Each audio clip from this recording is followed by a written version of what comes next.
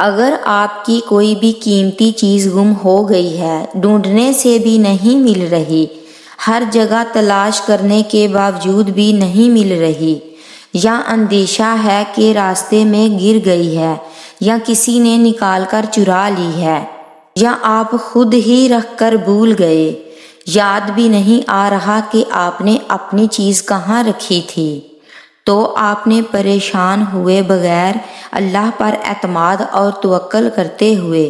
اللہ کے 2 نام ملا کر پڑھنے ہیں۔ روزانہ عشاء کی نماز کے بعد کم از کم 220 مرتبہ پڑھنا ہے، اور اللہ کے 2 نام یہ ہیں: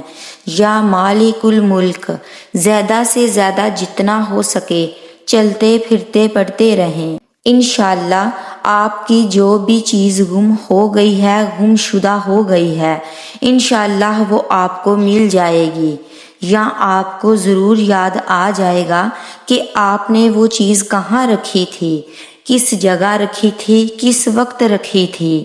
یا آپ کو اس کا اچھا نعم البدل مل جائے گا،